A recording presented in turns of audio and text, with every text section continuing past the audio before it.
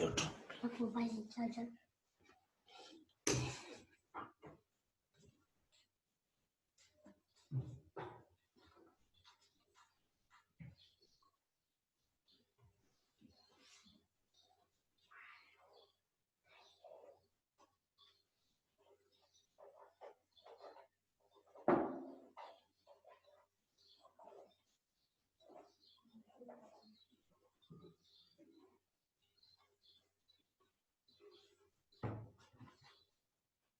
लगे वॉशरूम के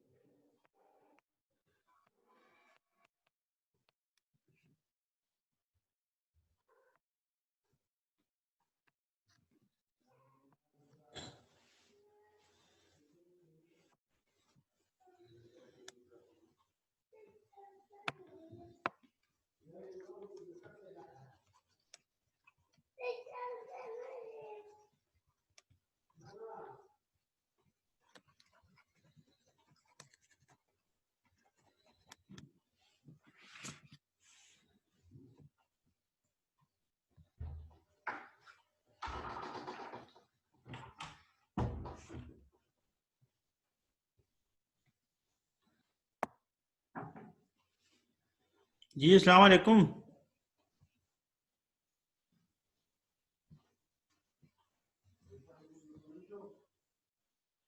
hello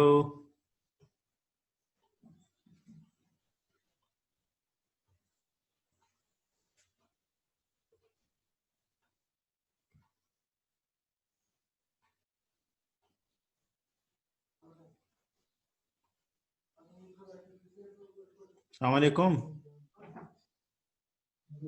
yes sir.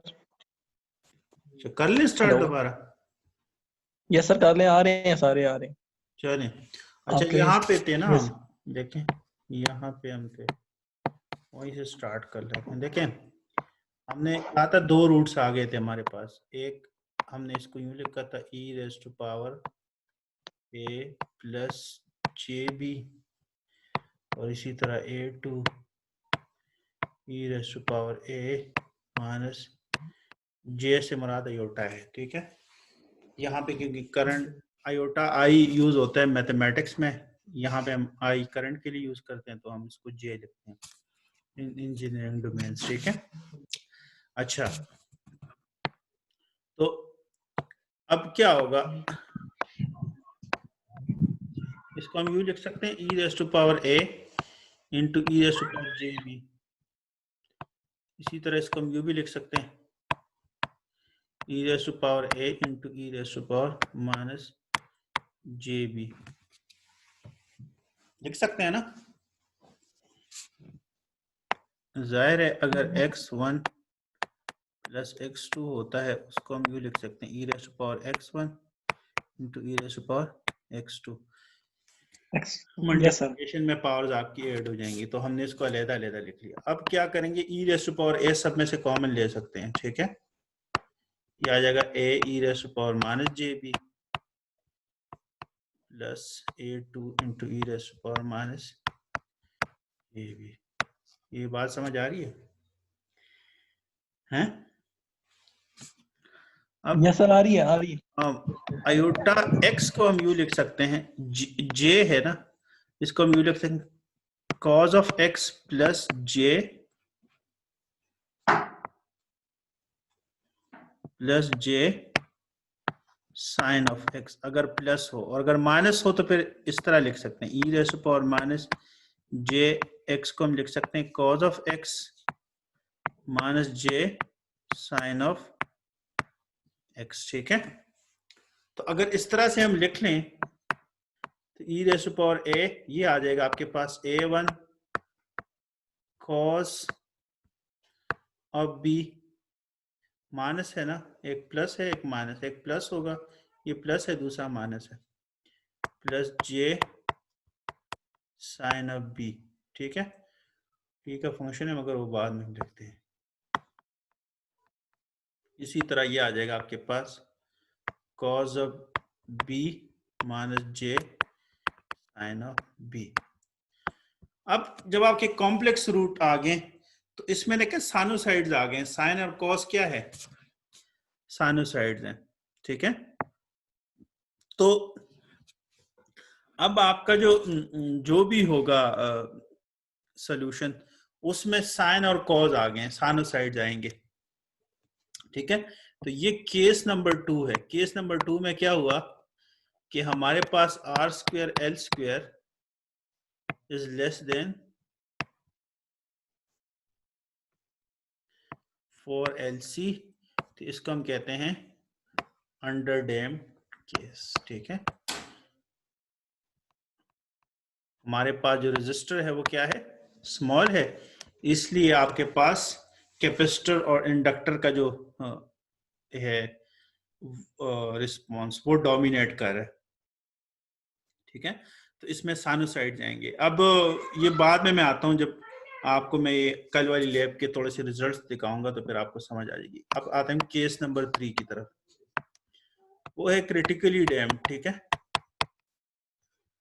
Critically dam में क्या होगा, ये एक ऐसा, ये भी तो हो सकता है कि R square L square is equal to 4LC। अब अगर आपने इस तरह की वैल्यू लेनी है कि ये दोनों क्या हो गए, इक्वल हो गए, फिर तो आपका रूट, और मतलब जो आपका रूट था ना इस तरह का था, R over L plus minus R square over L square minus 4LC divide by 2। अगर ये दोनों इक्वल हैं तो इसका मतलब क्या है कि ये अंडर रूट वाला पार्ट सारा क्या हो जाएगा, 0 हो जाएगा। तो आपके पास क्या रह जाएगा, r over l divide by 2, single root आ जाएगा, सिंगल एंड रियल रूट। समझ आ गई? तो आपके पास 3 केसेस बन गए, ओवर डैम्ड, अंडर डैम्ड और क्रिटिकली डैम्ड। ठीक है, अब मैं आपको थोड़ा सा कल वाले रिजल्ट्स दिखाता हूं जो हमने किए हैं। ठीक है, यहां से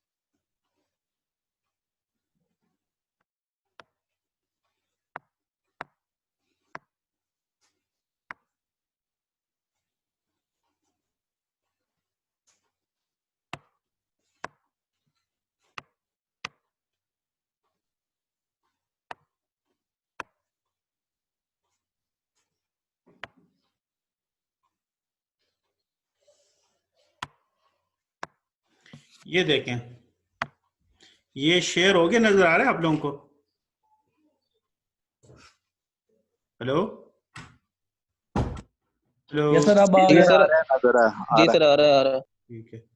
अब देखें, यहां से मैं आपको 3 केसेस की पहले हम क्या करते हैं, ये जो रजिस्टर है ना, इसकी वैल्यू फॉर एग्जांपल मैं बहुत छोटी ले लेता हूँ। फॉर एग्जांपल मैं वैल्यू ले लेता हूँ 1 ले लेता हूँ।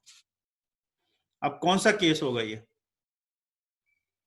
देखें, इंडक्टर हमारा 1 मिली हेनरी है, कैपेसिटर 1 माइक्रो फेराड है, और रजिस्टर आपका क्या है, 1 ओम है। तो अभी जी सर, आपको अंडर होगा। अंडर डैम्ड होगा, बिल्कुल सही है।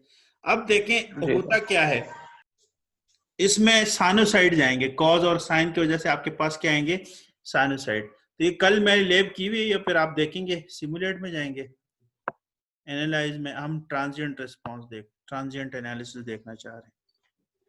ठीक है, ये मैंने सेटिंग की हुई है, आप किस तरह करेंगे ये फिर बाद में। ये इनिशियल कंडीशन मैंने 0 की हुई है। अच्छा, ये है कि कितनी देर के लिए मैं सिमुलेशन चलाना चाह रहा हूँ, तो ये आपकी मर्जी है कि कितनी देर, ये बढ़ा भी सकते हैं कम भी कर सकते हैं। अच्छा, ये मकसद नहीं है, कुछ चीज और दिखानी है आपको। ये देखें, ये रिजल्ट आपको नजर आ रहे हैं, ये रिजल्ट नजर आ रहे हैं, दीज आर। जी सर आ रहे हैं। Yes sir. अब इसमें 3 चीजें हैं, मैं थोड़ा सा इधर से आपको बताता हूं कि कौन सी चीजें। देखें, एक तो ये पॉइंट, ये मैंने एक नोट एक पॉइंट डिफाइन किया 1, फिर दूसरा है 2, फिर तीसरा है 3 पॉइंट्स। तो V3 जो है ना is a voltage across a capacitor. ठीक है, कैपेसिटर का रिस्पॉन्स आपने देखा होगा कि अगर आपके पास डीसी सोर्स है तो आपका कैपेसिटर क्या होता है, कुछ देर बाद उसके ये ओपन हो जाता है और सारा का सारा वोल्टेज उसके अक्रॉस ड्रॉप हो जाता है। ऐसी हमने पढ़ा था, बात समझ आ रही यस सर। ऐसे ही है। Yes sir. यस तो सर। अब V3 तो ये हो जाएगा, अगर ये ओपन हो जाए तो इंडक्टर क्या हो जाएगा, शॉर्ट हो जाएगा, कैपेसिटर आपका ओपन हो जाएगा, सारा का सारा 12 वोल्ट इधर आ जाएगा और इसके क्रॉस कोई भी वोल्टेज, सॉरी इसके क्रॉस कोई भी आपके पास वोल्टेज नहीं होगा। तो हमने पहले क्या किया, V1 माइनस V2 कैलकुलेट किया हुआ, एक V2 माइनस V3 और तीसरा V3, वो मैं बताता हूँ किस तरह से किया हुआ। सिमुलेट में मैं गया, एनालाइज, ये मैं आ गया ट्रांजिएंट एनालिसिस में। ठीक है, ये नीचे आपको 3 चीजें नजर आ रही होंगी, अगर आप देख लें, ये ब्लू में आपको नजर आ रहे V3, ये जो ब्लू ग्राफ है ना, ये कैपेसिटर के अक्रॉस क्या है, वोल्टेज है। तो देखें ना, कुछ ये शुरू में आपका ऑसिलेट कर रहा है, अगर ये मैं थोड़ी देर के लिए और चलाऊं तो ये 12 पे जाके क्या हो जाएगा, ये वोल्टेज आपकी, ये क्योंकि बहुत ज्यादा स्मॉल टाइम के लिए मैंने चलाया हुआ, अगर ये टाइम बढ़ा दूं तो ये, और ये ऑलमोस्ट 5 मिली सेकेंड के लिए मैंने चलाया हुआ। चलिए मैं क्या करता हूँ, इसका टाइम बढ़ा देता हूँ, फिर आपको समझ आ जाएगी। ठीक है, ये एनालाइज में गई, ट्रांजिएंट है ये, फिर 5 मिली सेकेंड के लिए। फॉर एग्जाम्पल हम इसको कर देते हैं 100 मिली सेकेंड। अब आपको समझ आ जाएगा, देखें ये 12 हो जाएगा इसके क्रॉस। ठीक है, और इंडक्टर के क्रॉस 0 हो जाएगा ना फिर, अगर शॉर्ट हो जाएगा, मगर शुरू में ऐसा नहीं हो रहा। ये जो ग्रीन है, this is voltage across an inductor. जब शॉर्ट सर्किट होगा इसके अक्रॉस 0 वोल्टेज और सारा का सारा वोल्टेज। मगर ये क्या हो रहा है, ये उसकी हम बात करें कि इस केस में क्योंकि आपका इंडक्टर क्या है, सॉरी आपका रेजिस्टर की वैल्यू बहुत ज्यादा स्मॉल है, तो ये साइनोसाइड्स आ रहे हैं। ये देखें ना, अभी हमने बात की है, इधर से मैं शेयर कर देता हूं ताकि आपको समझ आ जाए। व्हाइट बोर्ड हमने शेयर किया। ठीक है, ये साइनोसाइड्स आ रहे हैं ना, ये नजर आ रहे हैं आपको, ये दो, ये साइनोसाइड्स हैं बेसिकली, इस वजह से ये आपके पास साइनोसाइडल रिस्पॉन्स आ रहा है। ठीक है, यस सर। अच्छा, इसको हम कहते हैं अंडर डैम केस। अब ओवर डैम में जाने के लिए हम आहिस्ता आहिस्ता क्या करते हैं, इस रजिस्टर की वैल्यू बढ़ाते हैं। इस रजिस्टर की वैल्यू अगर हम बढ़ाएं तो देखें इन साइनोसाइड्स की जो पहले में एम्पलीट्यूड कम होता जाएगा, और जब आप ओवर डैम केस में चले जाएंगे तो ये साइनोसाइड बिल्कुल ही गायब हो जाएंगे। ठीक है, फॉर एग्जांपल हम क्या करते हैं, इस रजिस्टर की वैल्यू बढ़ा देते हैं, इसको फॉर एग्जांपल हम 10 कर देते हैं। अब देखेंगे कि आपके साइनोसाइड्स जो हैं उसकी एम्पलीट्यूड पे क्या इफेक्ट आता है, यानी ये कॉम्प्लेक्स रेल की तरफ आहिस्ता आहिस्ता जाएगा। चलें, नजर आ रहा है जो मैं कर रहा हूँ? जी सर आ रहा है। अच्छा, ये हमने चलाया, ठीक है, और ये मैं सिमुलेशन में चला गया। अब देखें वो साइनोसाइड जो शुरू में बहुत ज्यादा थे, वो आहिस्ता आहिस्ता क्या हो जाएंगे, उसकी एम्पलीट्यूड कम होना शुरू हो गई है। और ये देखें पूरा 12 वोल्ट हो गया है, देखें इसको हम कहते हैं ट्रांजिएंट रिस्पांस, और ये आपका स्टेडी स्टेट रिस्पांस है। आपको बताया था कि कुछ देर बाद उस ये अनस्टेबल पार्ट है, दिस इज अनस्टेबिलिटी, और ये भी अनस्टेबल है। कुछ टाइम लेते हैं सर्किट आपका स्टेबल होने के लिए, उससे पहले पहले आपका अनस्टेबल स्टेट है, ये पूरा 12 वोल्ट आ जाएगा और ये बाद में क्या हो जाएगा, शॉर्ट हो जाएगा। ठीक है, ये नजर आ रहे हैं आपको? तो ये है, अभी हम अंडर डैम में है ना केस, 10 के लिए हमने किया था अंडर डैम। अब हम आहिस्ता आहिस्ता इसको बढ़ाते हैं। फॉर एग्जाम्पल हम क्या करें,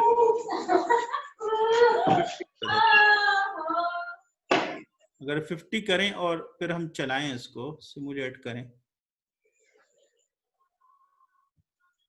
ठीक है, इसको हम सिमुलेट कर देते हैं।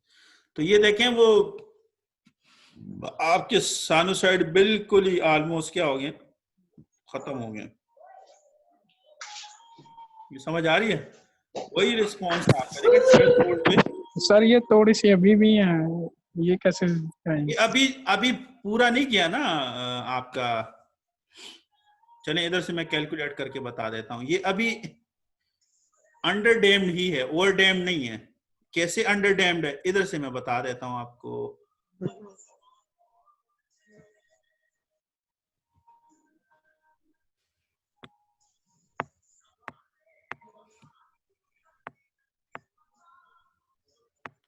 बताएं, रजिस्टर की वैल्यू हमने क्या ली हुई है, 50 ओम। इंडक्टर क्या है, 1 मिली हेनरी, और जो आपका है कैपेसिटर वो है 1 माइक्रो फेरेड। आर और एल की वैल्यू क्या होगी, 50 ओवर 10⁻³ -3 आ जाएगा, 50 इंटू 10⁻+3, यानी ये आ जाएगा 5 इंटू 10⁻+4। और अगर इसका स्क्वायर ले लें तो ये आ जाएगा 25 इंटू 10⁸। ये आ जाएगा आर स्क्वायर और एल स्क्वायर। 4 और एलसीसी क्या आएगा, 4 10⁻³ और 10⁻⁻6, ये आ जाएगा 4 इंटू 10⁻⁹। तो कौन सी वैल्यू बड़ी है बताएंगे? ये 25 इंटू 10⁸ है, और ये 4, इसको मैं लिखता हूँ 40 इंटू 10⁸। कौन सी वैल्यू बड़ी है? ये वाली वैल्यू भी बड़ी है ना, ठीक है, इसलिए ये थोड़ा बहुत आ रहा है। अगर इससे थोड़ा सा भी आप ज्यादा जाएंगे तो ये फिर आपका क्या हो जाएगा, इधर से मैं बता, ठीक है। अब हम क्या करते हैं,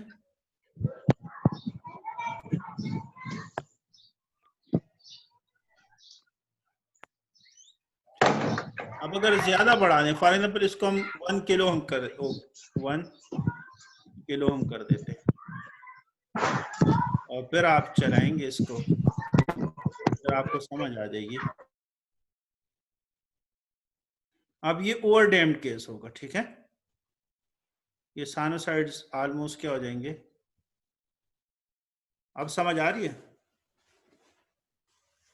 बिल्कुल स्मूथ हो गया, ठीक है। तो इसको हम कहते हैं over damped case, critically damped भी कर सकते हैं, मगर चलें, ठीक है। तो ये देखें, ये अब भी स्टेबल होने के लिए थोड़ा सा टाइम लगाता है, ये देखें अभी यहां तक वो अनस्टेबल था, ठीक है, तो वो स्टेबल होने के लिए थोड़ा सा टाइम लेगा वो, इसको आप कर सकते हैं, ठीक है। ये समझ आ गई आपको? तो ये थोड़ा सा कल की लैब का भी मैंने बता दिया, वो मैंने वीडियो रिकॉर्ड की हुई है, मगर हमने इसको लिंक कर दिया, ठीक है।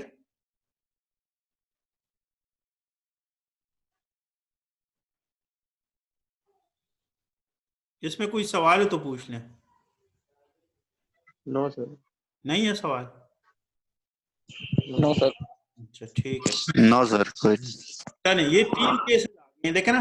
Case number 1 over damped case, ये अब आपको समझ आ गई क्या होता है। ये आ गया आपके पास अंडर डैम्ड केस, ये देखे ना इसमें कॉम्प्लेक्स जे आ रहा है।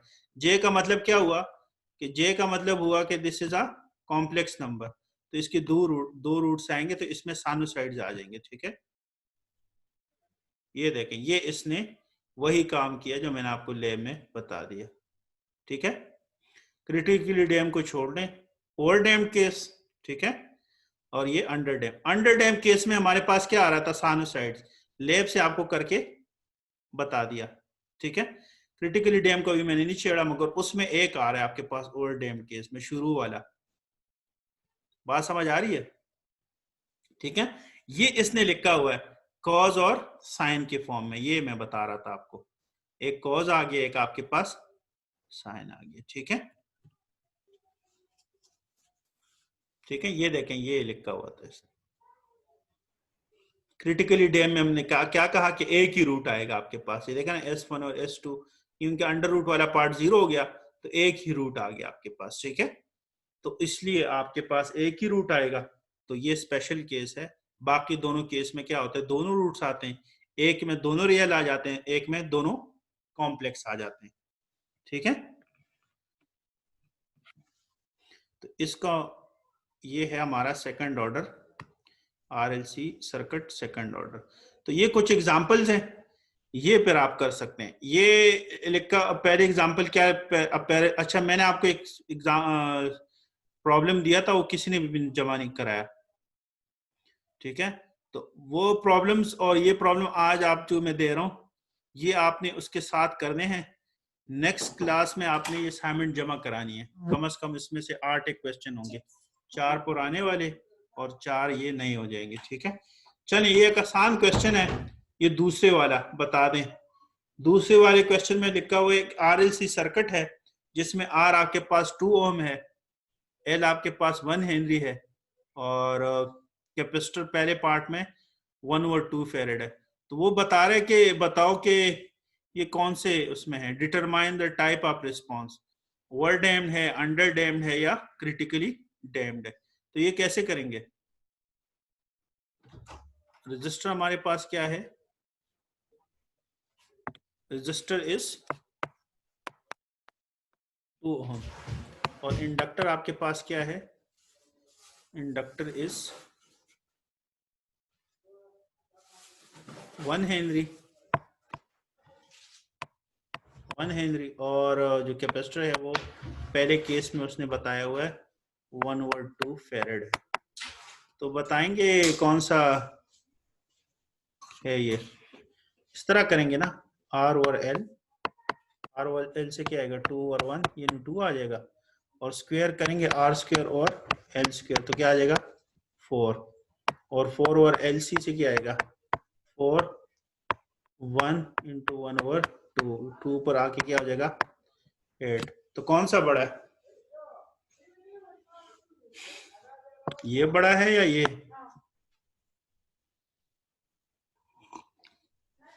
मेरी बात समझ आ रही है, नहीं आ रही? 4 स्क्वायर बड़ा है सर। 4 स्क्वायर नहीं है, वो 4 है, खाली 8 सर्वर है। 8 बड़ा है ना, तो कौन सा होगा? जी सर। कौन सा होगा फिर, अंडर डैम्ड होगा, ओवर डैम्ड होगा, क्रिटिकली डैम्ड होगा? जी नहीं आ रही समझ? अंडर डैम्ड होगा ना, R square L square is less then 4 और LC, तो अंडर डैम केस होगा ना, अंडर डैम केस होगा। ये देखें ना, अंडर डैम लिखा हुआ है। जी सर। अच्छा, अगर कैपेसिटर की वैल्यू 2 के बजाय 1 हो जाए फिर क्या होगा? 2 के बजाय क्या हो जाए 1 फेरेड, तो वो भी आप देख लें। जब वो ये 1 हो जाएगा, ये 1 हो जाएगा, तो यहाँ पे क्या आ जाएगा 4 आ जाएगा ना, दोनों इक्वल हो गए, तो क्या हो जाएगा क्रिटिकली डैम्ड हो जाएगा। देखिए मैं इधर से बता देता हूँ, लगता है आपको समझ नहीं आ रही। देखिए ना, ये बताया हुआ था R स्क्वायर और L स्क्वायर -4 और LC अंडर रूट। हमने बात की कि अगर R स्क्वायर और L स्क्वायर ग्रेटर देन 4 और LC है तो इसको हम कहते हैं ओवर डैम्ड, और अगर लेस है R स्क्वायर और LC से इसको हम अंडर डैम्ड। पहला हमारा अंडर डैम्ड हो गया। और तीसरा क्या होगा अगर इक्वल है, अगर क्या है इक्वल है, इसे हम लिखा क्रिटिकली डैम्ड। ठीक है, तो अब दोनों इक्वल हो गए तो क्या होगा क्रिटिकली डैम्ड होगा। ठीक है, क्रिटिकली डैम्ड होगा। अच्छा,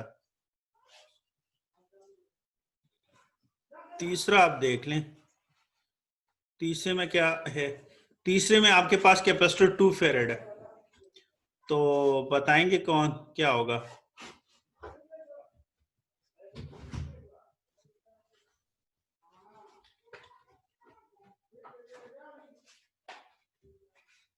अगर आपके पास कैपेसिटर 2 हो जाए तो 1 इंटू 2 हो जाएगा, 4 डिवाइड बाई 2 से क्या आ जाएगा 2 आंसर, तो 4 बड़ा हो जाएगा, 2 लेस है, ओवर डैम्ड हो जाएगा ना। ओवर डैम्ड हो जाएगा। ठीक है, तो ये मुख्तलिफ कैपेसिटर की वैल्यूज के लिए आपने बता दिया कि ओवर डैम्ड है, अंडर डैम्ड है या क्रिटिकली डैम्ड है। ठीक है, इसमें कोई चीज समझ ना आई हो तो पूछ लें, नहीं है तो फिर हम आगे मूव करते हैं। ठीक है,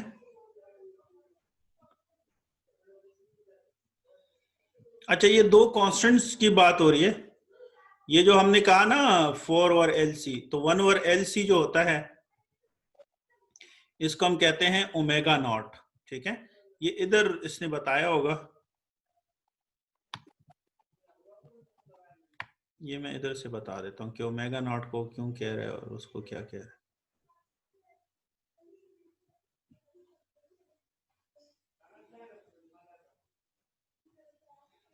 ये जर्नल फॉर्म है,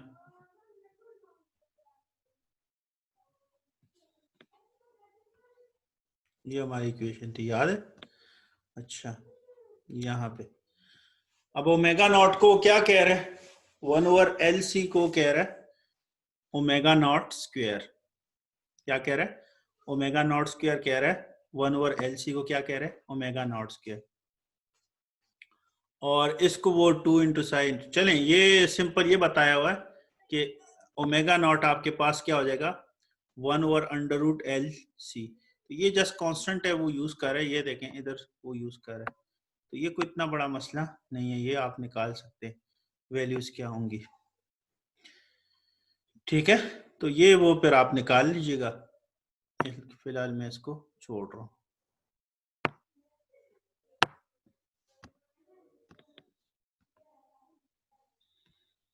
ये ओमेगा नॉट कैसे निकाला हुआ है, एल की वैल्यू क्या है 2 हेनरी और कैपेसिटर की वैल्यू क्या है 2 फेरेड, तो 1 ओवर LC क्या हो जाएगा, चलिए इधर से मैं बता रहा हूं,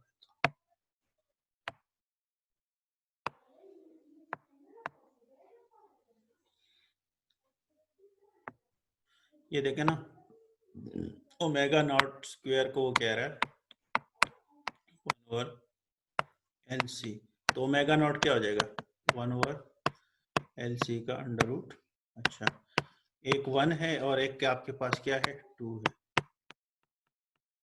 1 है, एक मिनट दोबारा देख लेते हैं। अच्छा, L आपके पास 2 है और कैपेसिटर भी 2 है, दोनों 2 हैं, तो 2 इंटू 2 से क्या आएगा 4 आ जाएगा ना, एक भी 2 है तो 1 ओवर 4 से क्या आ जाएगा अंडर रूट 1 ओवर 2 आ जाएगा ना, तो ये ओमेगा नॉट क्या हो जाएगा 1 ओवर 2 या 0.5। ठीक है, तो ये इसने किया हुआ,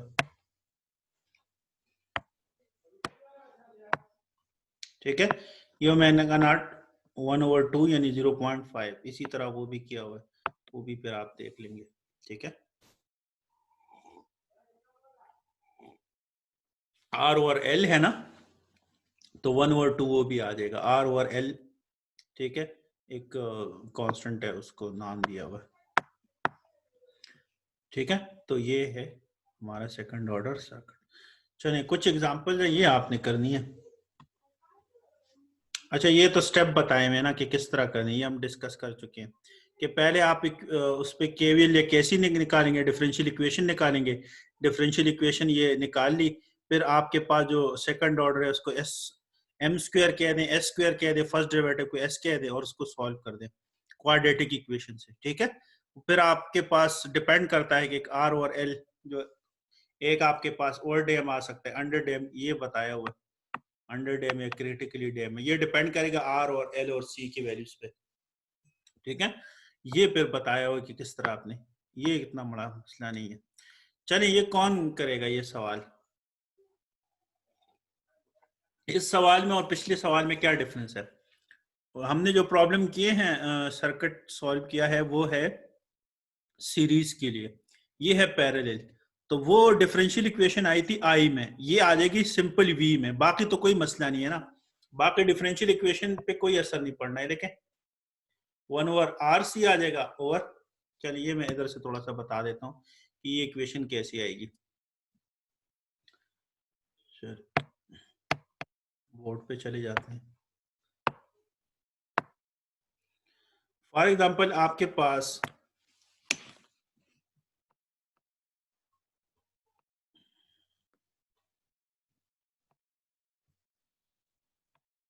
ये सर्किट है, ठीक है,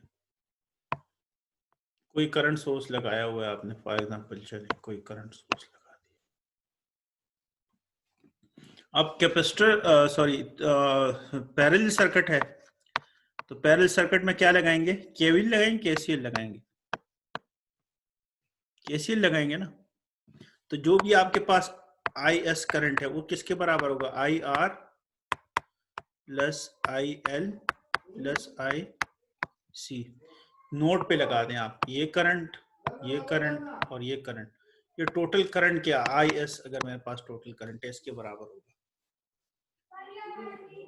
ठीक है, ये आई आर किसके बराबर होता है? V is equal to I R. अच्छा, आपके पास पैरेलल सर्किट है तो हर एक के क्रॉस वोल्टेज क्या होगा? सेम होगा ना। तो आपके पास वी आर, वी एल और वी सी क्या हो जाएगा? इक्वल हो जाएगा, क्योंकि पैरेलल सर्किट है। अच्छा, आई आर को हम लिख लेंगे V ओवर R। 10 मिनट रह गए, ये जल्दी से मैं कर लूं। V ओवर R, फिर हम लिख सकते हैं VL को सही, IC को हम लिख सकते हैं, IC है ना, ये IC को हम लिख लेंगे C TV और DT, क्योंकि तीनों के क्रॉस वोल्टेज क्या है? सेम है, तो तीनों को हम नाम देते हैं V, तीनों बराबर है। फॉर एग्जाम्पल V है आपके पास, DV और DT। और IL किसके बराबर होगा वो हमें नहीं पता। वैसे कैपेसिटर की इक्वेशन होती है VL is equal to L DI और DT।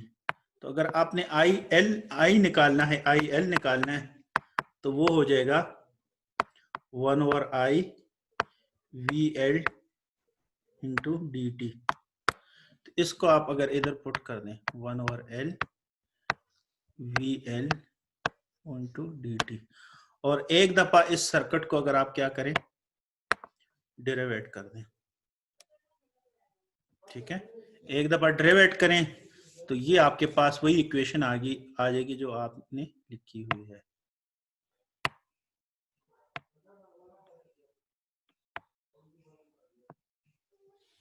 ठीक है, अगर एक दफा डेरिवेट करेंगे तो ये आ जाएगा 1/R dV और dt, ये आ जाएगा C t स्क्वेयर V और dt स्क्वेयर, और ये आ जाएगा V और L। और जो भी आपके पास IS था, इसको भी करेंगे IS dy/dt। अगर आपके पास DC है तो ये यहां से आंसर आ जाएगा 0। ठीक है, तो ये आपकी इक्वेशन इस तरह की आ जाएगी। अगर इधर से हम लिखें, ये हो जाएगी C dV स्क्वेयर और C dV स्क्वेयर और dt स्क्वेयर प्लस 1/R आ जाएगा dV और dt plus 1/L into V आ जाएगा, 1/L इंटू V। ठीक है, तो ये जाहिर है ये आ जाएगी आपके पास इक्वेशन। अगर इसको रीअरेंज कर लें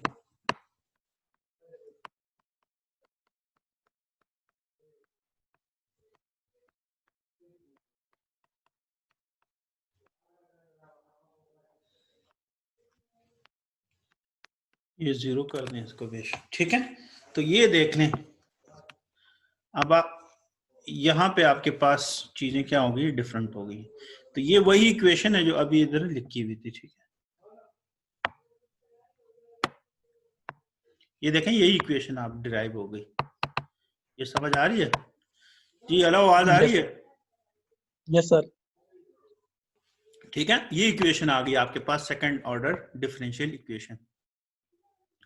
तो अब अगर आपको आर, एल और सी की वैल्यूज गिवन हो तो आप इसमें प्लग इन करें। जैसे इस केस में हमें गिवन है कि पैरेलल सर्किट है, अच्छा उसने डैम्पिंग टर्म दे दी कि 1/2 है आर सी, ठीक है, एंड फ्रीक्वेंसी 1/LC किसके बराबर है, और ये सारा कुछ दे दिया। इन्हें R is equal to 2, C is equal to 1/5 और L इज इक्वल टू 5। अगर ये पुट कर दें इस इक्वेशन में तो ये इक्वेशन बन जाएगी आपके पास, ये इक्वेशन बन गई है। अब ये इक्वेशन आप बड़े आराम से सॉल्व कर सकते हैं, ठीक है। इस इक्वेशन को कैसे सॉल्व करेंगे, चलें पहले हमने जनरल फॉर्म लिखा, फिर हम क्या कर लेते हैं, R को 2 कर देते हैं, C को 1/5 और L को 5 पुट कर देते हैं।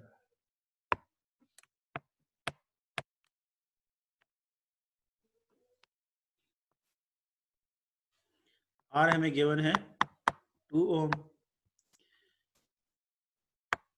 C is equal to 1/5 Henry, L is equal to, C is equal to 5, मेरे ख्याल में ये नहीं उल्टा लिख दिया, 1/5 फेरेड है और 5 हेनरी है।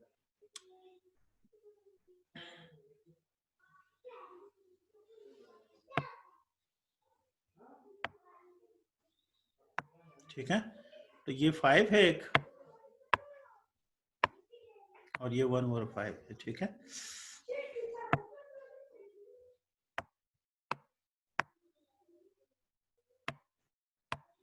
ये 5 हेनरी है और ये 1/5 फेरेड, ठीक है। अब अगर इस इक्वेशन में आप पुट करेंगे तो आप बड़े आराम से इसकी वैल्यू निकाल सकते हैं, d² V और 1/RC से क्या आंसर आएगा, 2 × 1/5, ठीक है, 2 × 1/5, 1/2 × 1/5 जो होगा ये ऊपर आके बन जाएगा +5, 5/2 आ जाएगा dV और dt, और यहाँ से 1/LC से क्या आ गया, एक 5 आ गया, एक 1/5, तो ये दोनों क्या हो गए, कैंसिल हो गए, ये V आ गया आपके पास, ठीक है। यानी इक्वेशन आपकी बनी dV और dt स्क्वायर प्लस 2.5 है, ठीक है।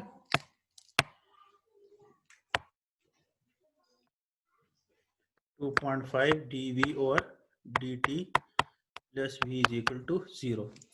अब इसको बड़े आराम से आप सॉल्व कर सकते हैं, 2.5s प्लस 1 कर देते हैं is equal to 0, V constant ले लें, ठीक, ठीक है।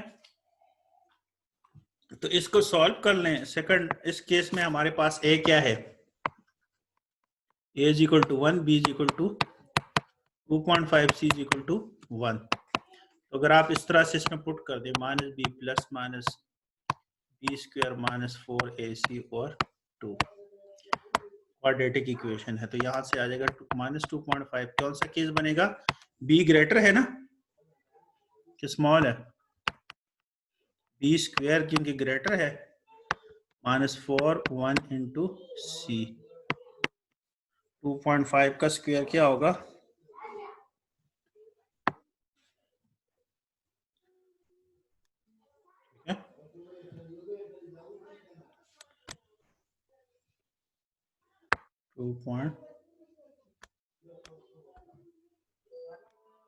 6.25, ठीक है।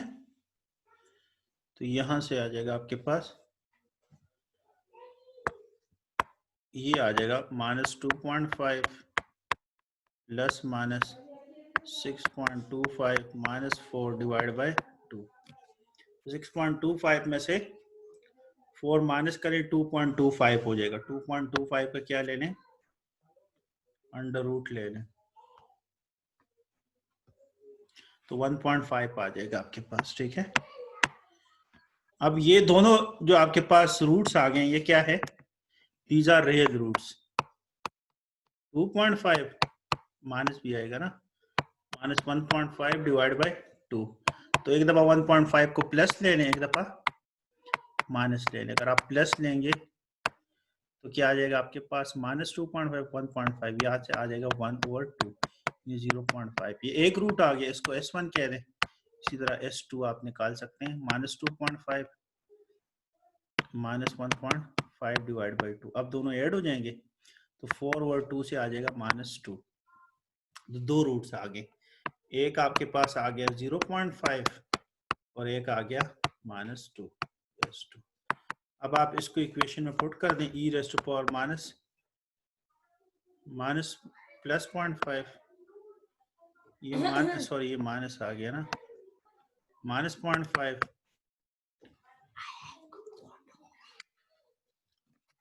ठीक है, ठीक। और इसी तरह आपके पास आ जाएगा A2 e raise to power -2t, ठीक है। तो यही किया होगा अगर आप इसमें